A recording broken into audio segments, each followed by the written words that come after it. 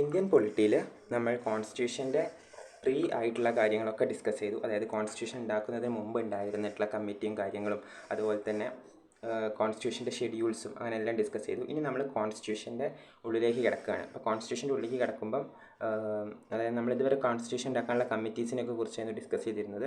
ഇപ്പം 1950 റിപ്പബ്ലിക് ആയതിനു ശേഷം നമ്മളുടെ കോൺസ്റ്റിറ്റ്യൂഷൻ എങ്ങനെയാണുള്ളത് എന്നുള്ളതാണ്. പിന്നെ കുറേ അമെൻമെൻറ്റൊക്കെ കഴിഞ്ഞു പോയി എങ്ങനെയാണുള്ളത് എന്നാണ് നമ്മളിപ്പോൾ നോക്കാൻ പോകുന്നത്. 22 പാർട്സ് ആയിരുന്നു കോൺസ്റ്റിറ്റ്യൂഷൻ അന്നുള്ളത്, എന്നാൽ ഇന്ന് 25 പാർട്സ് ഉണ്ട് കോൺസ്റ്റിറ്റ്യൂഷൻ. ഓക്കെ, അതുകൂടാതെ നമ്മൾ ഓരോ പാർട്ടായിട്ടാണ് നോക്കുന്നത്. അപ്പോൾ ഇന്ന് നമ്മൾ നോക്കുന്നത് പാർട്ട് 1 ഓഫ് ഇന്ത്യൻ കോൺസ്റ്റിറ്റ്യൂഷൻ ആണ്. പാർട്ട് 1 എന്ന് പറഞ്ഞു കഴിഞ്ഞാൽ യൂണിയൻ ആൻഡ് ടെറിട്ടറി ആണ്. അപ്പം ഇത് നമുക്ക് ഈ യൂണിയൻ ആൻഡ് ടെറിട്ടറി ആണെന്ന് അറിയുന്നത് ഉപരി വേറെ കുറേ കാര്യങ്ങൾ അറിയാണ്ട് ആർട്ടിക്കിൾസിനെ കുറിച്ചിട്ടൊക്കെ. അപ്പം അതാണ് നമ്മൾ ഡീറ്റെയിൽ ആയിട്ട് നോക്കുന്നത്. അപ്പം നമുക്ക് ഫസ്റ്റ് ഇതിലേക്ക് കിടക്കാം. Okay, article 1 part 1 article 1 to 4 ആണ് ഇന്ത്യൻ കോൺസ്റ്റിറ്റ്യൂഷനിലെ union and territory. Okay, first article 1 എന്താണ് പറയുന്നത്? Name of the territory of union. Article 1 of Indian കോൺസ്റ്റിറ്റ്യൂഷനിൽ പറയുന്നൊരു കാര്യമാണ് നമ്മളുടെ രാജ്യത്തിൻ്റെ പേര്, നമ്മളുടെ ടെറിട്ടറീൻ്റെ പേര്. ഓക്കെ, അതിൽ നമ്മളുടെ എല്ലാ പേരുകളും കാര്യങ്ങളൊക്കെ ഉണ്ടാകും. അതിൽ പറയുന്നൊരു കാര്യമാണ് ഇപ്പോൾ എടുത്ത് കോൺട്രവേഴ്സി ആയിട്ട് വന്നിട്ടുണ്ടായിരുന്ന ഈ ഒരു കാര്യം. അതായത് India that is Bharat shall be a union of state എന്നാണ് ആർട്ടിക്കിൾ 1 ഓഫ് ദ കോൺസ്റ്റിറ്റ്യൂഷനിൽ വ്യക്തമായിട്ട് പറയുന്നൊരു കാര്യമാണിത്. India that is Bharat. അപ്പം നമ്മളിപ്പോൾ എടുത്തൊരു ചർച്ച കേട്ടിരുന്നു, ഇന്ത്യ ആണോ അല്ലെങ്കിൽ ഭാരതാണോ ശരിക്കുള്ള പേര് എന്ന്. അപ്പോൾ ശരിക്കും ആർട്ടിക്കിൾ 1 ഓഫ് ദ കോൺസ്റ്റിറ്റ്യൂഷൻ എടുത്ത് നോക്കിയാൽ മനസ്സിലാകും ഇന്ത്യയും ഭാരതും നമ്മുടെ രാജ്യത്തിൻ്റെ പേര് തന്നെയാണ്. അപ്പം അതിൻ്റെ കോൺട്രവേഴ്സീൻ്റെ ഒരാവശ്യമില്ല. ഇന്ത്യയും ഭാരതം നമ്മളുടെ രാജ്യത്തിൻ്റെ പേരാണെന്നുള്ള ഇത് ആർട്ടിക്കിൾ 1 ഓഫ് ദ കോൺസ്റ്റിറ്റ്യൂഷനിലുള്ളതാണ്. അപ്പം രണ്ടും നമുക്ക് നെഗ്ലക്റ്റ് ചെയ്യാൻ പറ്റില്ല. ഓക്കെ, അതാണ് ആർട്ടിക്കിൾ 1. അപ്പോൾ ആർട്ടിക്കിൾ 1 അങ്ങനെ ഓർത്തിരിക്കുക, India that is Bharat shall be a union of state, അതാണുള്ളത്. ഇനി 2ലുള്ളത് എന്താണെന്ന് വെച്ച് കഴിഞ്ഞാൽ admission and establishment of new state ആണ്. അതായത് പുതിയതായിട്ടൊരു സ്റ്റേറ്റ് കൊണ്ടുവരണമെങ്കിൽ ഉള്ള കാര്യങ്ങൾ. അതായത് നെയിം ഓഫ് യൂണിയൻ ടെറിട്ടറി പറഞ്ഞു, പിന്നെ admission and establishment of new state. ഇപ്പം നമുക്കറിയാം സിക്കിമിൻ്റെ കേസ് എടുക്കുകയാണെങ്കിൽ ആദ്യം നമുക്ക് ഇന്ത്യയിൽ സിക്കിം എന്ന് പറഞ്ഞൊരു സംസ്ഥാനം ഇല്ലായിരുന്നു. പിന്നീട് നമുക്ക് സിക്കിം എന്ന് പറഞ്ഞൊരു സംസ്ഥാനം ഉണ്ടാവുകയാണ് ചെയ്തത്. ഓക്കെ, അത് ആർട്ടിക്കിൾ 2A എന്ന് പറഞ്ഞൊരു ആർട്ടിക്കിൾ ഉണ്ട്, 2A. അതിലെന്താണ് പറയുന്നത്? Sikkim 36th amendment of Indian കോൺസ്റ്റിറ്റ്യൂഷനിലാണ് ഈ 2A വന്നത്. 36th amendment of Indian constitution 1975 സിക്കിമിനെ ഒരു കംപ്ലീറ്റ് സ്റ്റേറ്റ് ആക്കി മാറ്റി. അതുവരെ സിക്കിം നമ്മളുടെ പാർട്ടല്ലായിരുന്നു. ഓക്കെ, ഈ ഒരു പുതിയ സ്റ്റേറ്റിനെ അങ്ങനെ ഫിറ്റ് ആക്കുന്നതിനാണ് പറയുക എന്ത്? ആർട്ടിക്കിൾ 2 ഉപയോഗിക്കുക. ഓക്കെ, അപ്പോൾ ആർട്ടിക്കിൾ 2Aയും 2ഉം മനസ്സിലായല്ലോ. 2A എന്താണെന്ന് മനസ്സിലാക്കിയാൽ നമുക്ക് 2 എന്താണെന്ന് മനസ്സിലാക്കാൻ പറ്റും. ഓക്കെ, പിന്നെ ഈ 1ൽ നെയിം ആൻഡ് യൂണിയൻ ടെറിട്ടറി ഒക്കെ പറയുന്നത് എന്തിലാന്ന് കൊടുക്കുന്നുണ്ട്? ഫസ്റ്റ് ഷെഡ്യൂളിലാണെന്ന്. നമ്മൾ ഫസ്റ്റ് ഷെഡ്യൂൾ എന്താണെന്ന് പഠിച്ചതാണ്, ടിയേഴ്സ് ഓഫ് ഓൾഡ് PM എന്ന് പറഞ്ഞിട്ട്. അതിൽ ടി എന്താണ്? ടെറിട്ടറിയാണ്. അപ്പം ഫസ്റ്റ് ഷെഡ്യൂൾ. ഓക്കെ, ഇനി അടുത്തത് article 3. Article 3 of Indian constitution എന്താണെന്ന്.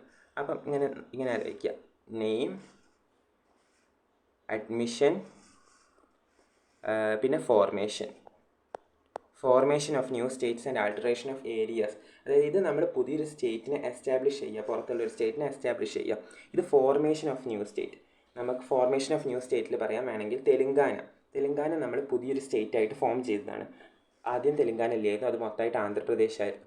അതേപോലെ ഛത്തീസ്ഗഡും ജാർഖണ്ഡും ഒക്കെ ഒരു സമയത്ത് ഫോം ചെയ്തതാണ്. നമ്മുടെ ഈ കോൺസ്റ്റിറ്റ്യൂഷൻ ഇന്ത്യൻ ഇത് തുടങ്ങിയപ്പോൾ തന്നെ അവരൊന്നും ഇല്ലായിരുന്നു, 2000 ഉണ്ടായതാണ്.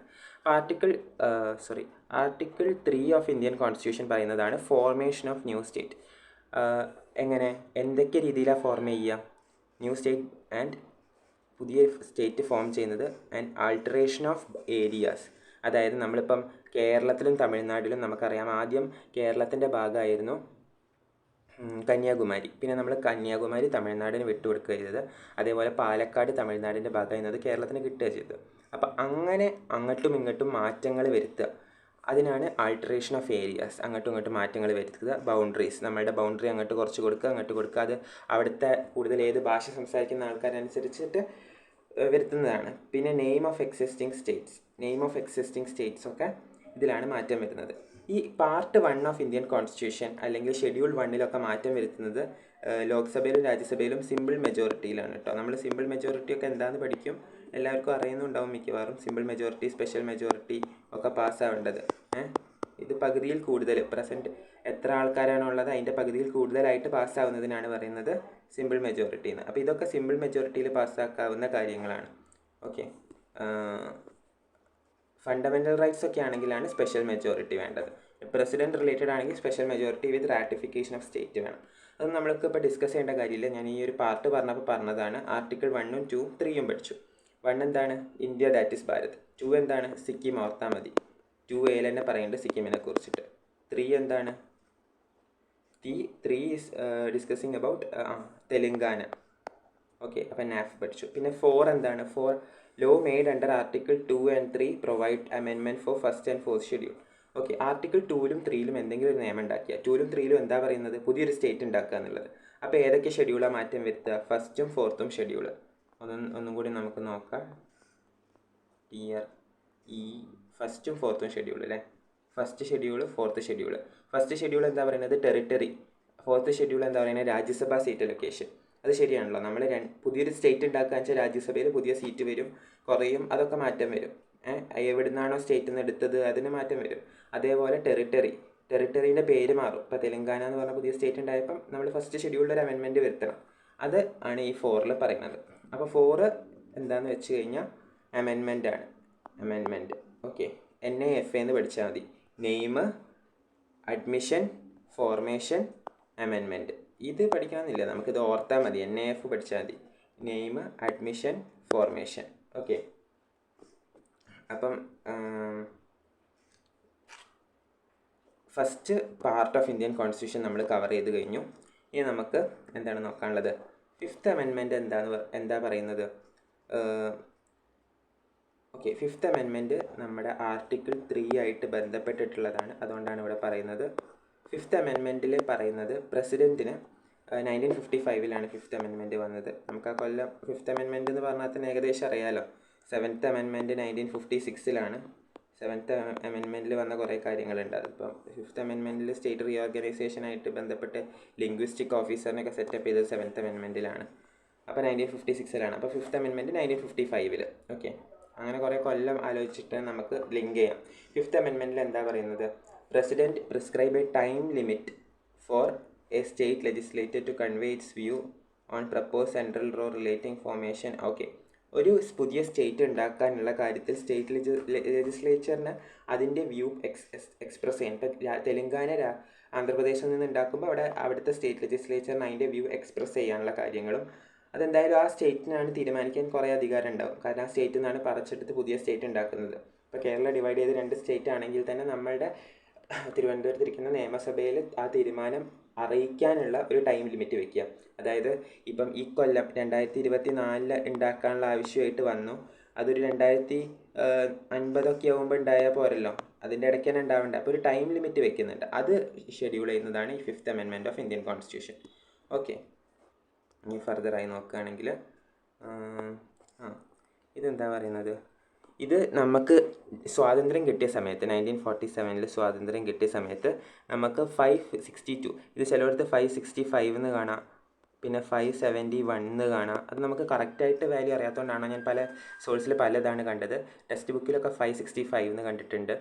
ഓക്കെ, അപ്പോൾ അത്ര പ്രിൻസ്ലി സ്റ്റേറ്റ്സ് ആയിരുന്നു നമുക്ക് ഉണ്ടായിരുന്നത്. എന്തായാലും വലിയ വ്യത്യാസമുള്ള ഓപ്ഷൻസ് ആവും. അപ്പോൾ ആ റേഞ്ച് ഒന്ന് പഠിച്ചാൽ മതി, 550 അറൗണ്ട് എന്ന് പഠിച്ചാൽ മതി.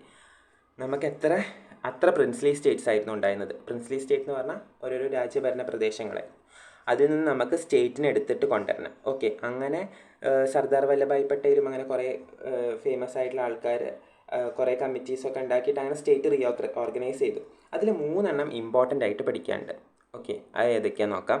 ഒന്ന് ജമ്മു കാശ്മീർ, ഇൻസ്ട്രുമെൻ്റ് ഓഫ് ആക്സിഷനിലൂടെ നേടിയെടുത്തതാണ് നമ്മൾ ജമ്മു കാശ്മീരായിട്ട് ബന്ധപ്പെട്ടിട്ടുള്ളത് ഇൻസ്ട്രുമെൻ്റ് ഓഫ് ആക്സിഷൻ ആണ്. അതായത് ജമ്മു കാശ്മീരത്തെ രാജാവ് ആ സമയത്ത് ഒപ്പുവെച്ച കാര്യമായിരുന്നു. അതായത് പാകിസ്ഥാൻ്റെ കൂടെ നിൽക്കണോ ഇന്ത്യൻ്റെ കൂടെ നിൽക്കണോ എന്നുള്ള കാര്യത്തിൽ. പിന്നെ ജുനർഗഡ് എന്ന് പറഞ്ഞു കഴിഞ്ഞാൽ ഗുജറാത്തിലൊരു സ്ഥലമാണ്.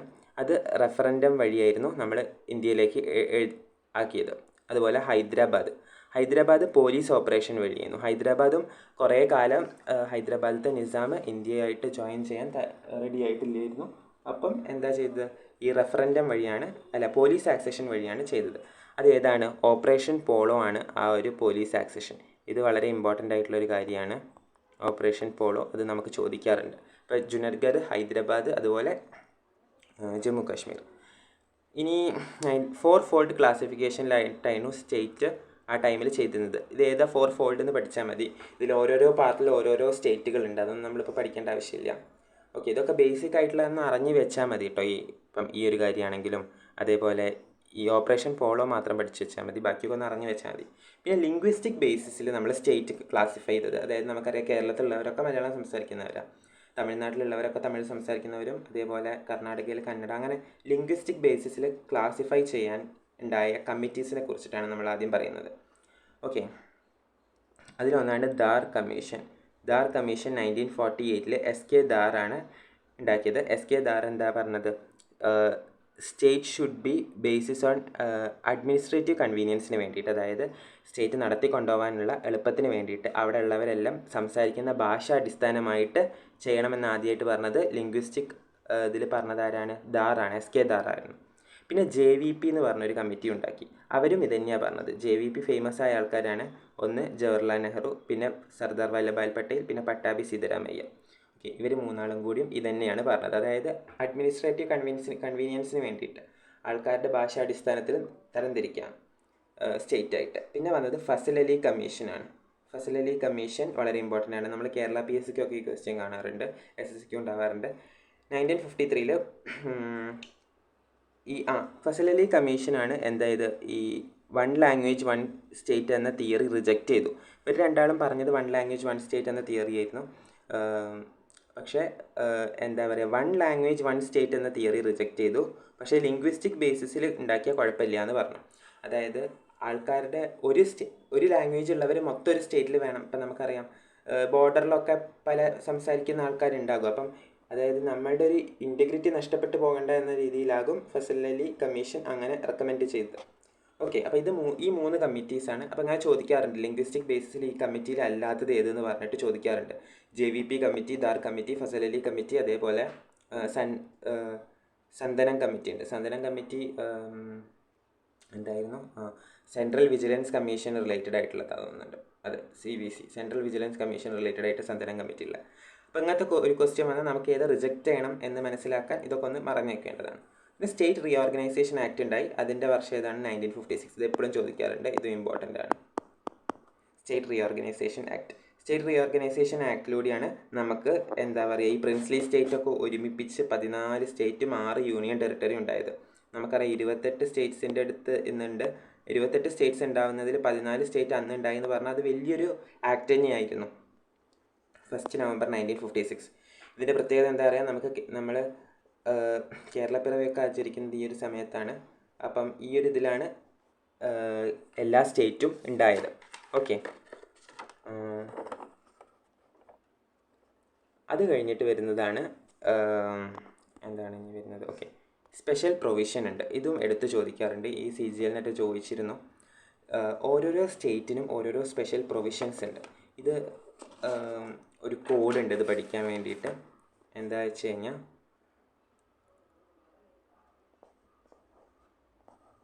നാഗാലാൻഡ്, ആസാം, മണിപ്പൂർ, ആന്ധ്ര യൂണിവേഴ്സിറ്റി,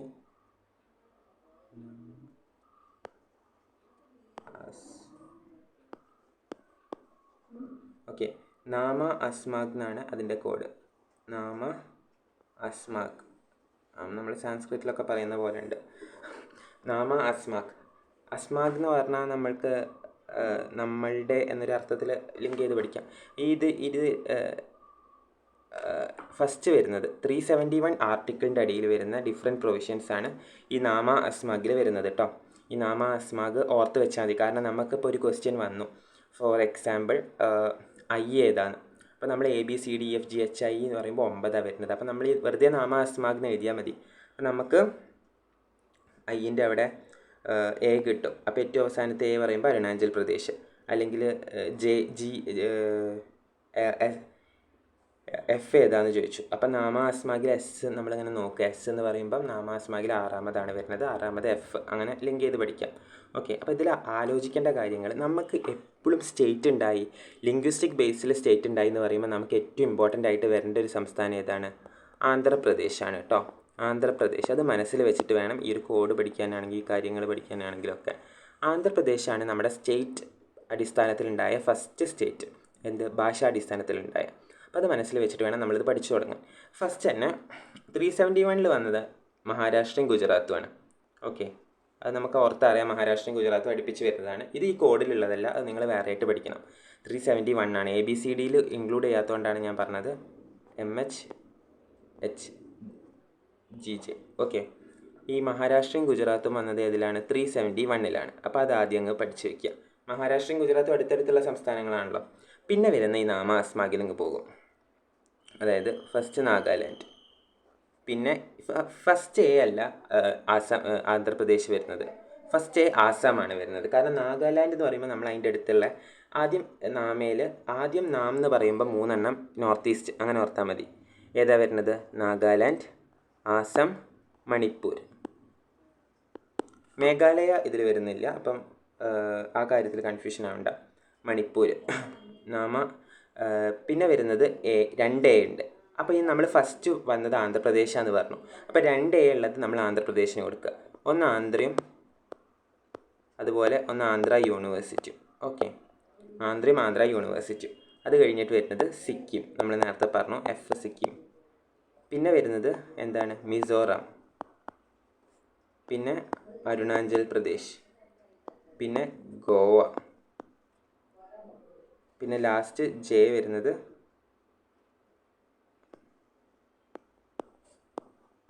കർണാടക.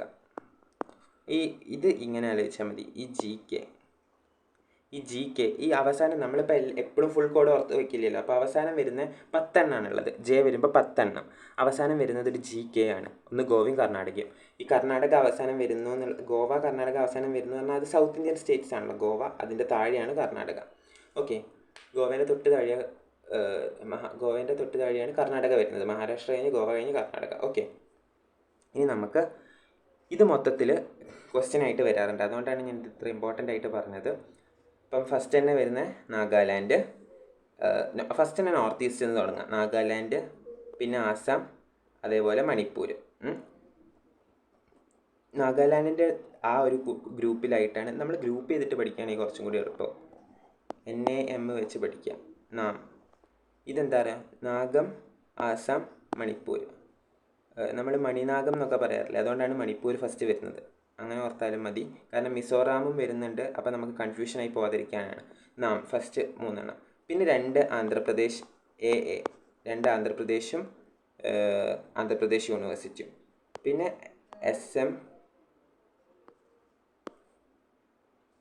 SMA വരുന്നുണ്ട്, പിന്നെ GK വരുന്നുണ്ട്. ഓക്കെ.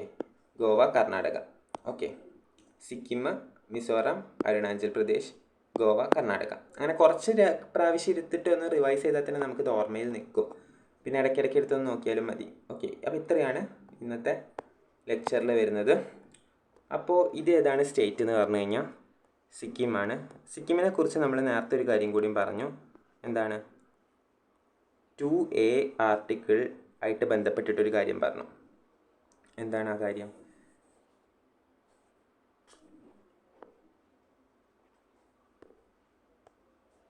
സിക്കിമിനായി ബന്ധപ്പെട്ടിട്ട് നമ്മൾ 2A ആർട്ടിക്കിളായിട്ട് ബന്ധപ്പെട്ടിട്ടൊരു കാര്യം പറഞ്ഞു. ഓക്കെ. അതായത് 2Aയിൽ 36th അമെൻമെൻറ്റിലൂടെയാണ് ഈ 2A ആർട്ടിക്കിൾ ഇഞ്ചെക്ട് ചെയ്തതല്ല, ഇന്ത്യൻ കോൺസ്റ്റിറ്റ്യൂഷനിൽ കൊണ്ടുവന്നത്. ഈ 2A ആർട്ടിക്കിളിൽ എന്താ പറയുന്നത്? സിക്കിമിനെ ഒരു പുതിയ സ്റ്റേറ്റ് ആയിട്ട് വന്നു എന്നുള്ളതാണ്. അപ്പോൾ നമ്മൾ സിക്കിം റിലേറ്റഡ് 2 അമെൻമെൻറ്റ് പഠിക്കാണ്ട്, അതുകൊണ്ടാണ് ഇതെടുത്ത് പറഞ്ഞത്. ഈ സിക്കിം റൂൾ ചെയ്തിരുന്നത് ചൂഗിയൻ ഡൈനാസ്റ്റി ആയിരുന്നു കേട്ടോ. ചൂഗിയൻ ഡൈനാസ്റ്റി ആയിരുന്നു സിക്കിം റൂൾ ചെയ്തിരുന്നത്. ഇന്ത്യൻ ഇൻഡിപെൻഡൻസ് ടൈമിൽ ഇവർ റൂൾ ചെയ്തിരുന്നു. അത് കഴിഞ്ഞിട്ട് നമ്മളുടെ ഇന്ത്യയിലേക്ക് ഈ സിക്കിം വരാൻ നേരത്ത്, അതായത് 1970s ഇന്ത്യയിലേക്ക് സിക്കിം വന്നത്. അപ്പോൾ ആദ്യം 35th അമെൻമെൻറ്റ് വന്നു, പിന്നെ 36th അമെൻമെൻറ്റ് വന്നു. ഈ 35th അമെൻമെൻറ്റ് ഏതാണ് കൊല്ലം? 1974. ഇത് 1975. ഓക്കെ, ഇതിൽ ഒരു ഇതിലാണ് ഒരു കംപ്ലീറ്റ് സ്റ്റേറ്റ് ആയിട്ട് വന്നത്. അതാണ് നമ്മൾ ഈ 36th അമെൻമെൻറ്റിൽ 2A പറഞ്ഞത്. ഓക്കെ, 35th അമെൻമെൻറ്റിൽ ഒരു അസോസിയേറ്റ് സ്റ്റേറ്റ് ആയിട്ടാണ് വന്നത്.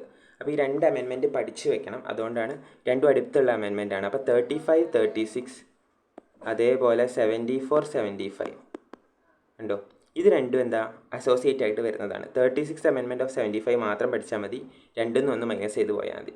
ഇത് അസോസിയേറ്റ് സ്റ്റേറ്റ്, ഇത് കംപ്ലീറ്റ് സ്റ്റേറ്റ്. ഓക്കെ, 2A ആണ് അതായിട്ട് ബന്ധപ്പെട്ടുള്ള ആർട്ടിക്കിൾ. ഇനി സിക്കിം പറഞ്ഞപ്പം അതിൻ്റെ റിലേറ്റഡ് ആയിട്ട് വേറൊരു കാര്യം കൂടി പറയാം. സിക്കിമിലാണ് നമ്മളുടെ ഹയസ്റ്റ് പീക്കായിട്ടുള്ള, കംപ്ലീറ്റ്ലി ഇന്ത്യയിൽ സിറ്റുവേറ്റ് ചെയ്തിട്ട് ഹയസ്റ്റ് പീക്കായ കാഞ്ചൻജംഗ സിറ്റുവേറ്റ് ചെയ്യുന്നത്. അതിൻ്റെ ഹൈറ്റ് എത്രയാണെന്ന് വെച്ച് കഴിഞ്ഞാൽ ചോദിക്കാറുണ്ട്, 85, 86 ഓക്കെ, 85, 86. നമ്മുടെ അമെൻമെൻറ്റ് പോലെ തന്നെ 35, 36 ഓഫ് 74, 75. അസോസിയേറ്റ് സ്റ്റേറ്റും കംപ്ലീറ്റ് സ്റ്റേറ്റും 85, 86. അപ്പോൾ നമ്മുടെ കാഞ്ചൻജംഗേൻ്റെ ഹൈറ്റ് കാഞ്ചൻജോങ്ക എന്നൊക്കെയാണ് പറയുക. അതിൽ നമുക്ക് KAZ എന്ന് തൽക്കാലം എഴുതാം. ഇനി K2 ഗോഡ്വിൻ ആസ്റ്റൻ്റെ ഹൈറ്റ് 86, 11. ഇത് രണ്ടും ഓർത്ത് വെക്കണം. ഇത് കംപ്ലീറ്റ്ലി ഇന്ത്യയിൽ സിറ്റുവേറ്റഡ് അല്ല, POKയിലാണ്, പാക് ഓക്യുപ്പൈഡ് കാശ്മീരിലാണ്. ഇത് കംപ്ലീറ്റ്ലി ഇന്ത്യയിൽ സിറ്റുവേറ്റഡ് ആണ്. അപ്പോൾ അത് ചോദിക്കാറുണ്ട്. ഓക്കെ, അപ്പോൾ ഇത്രയാണ് ഇന്ന് നമ്മുടെ പാർട്ട് 1 ഓഫ് ഇന്ത്യൻ കോൺസ്റ്റിറ്റ്യൂഷനിലുള്ളത്. ഇനി നമുക്ക് ഇതിൻ്റെ പാർട്ട് 2 ഉണ്ട്. പാർട്ട് 1 യൂണിയൻ ആൻഡ് ടെറിട്ടറിയാണ്, പാർട്ട് 2 ഏതാണ്, സിറ്റിസൺഷിപ്പാണ്. ഓക്കെ.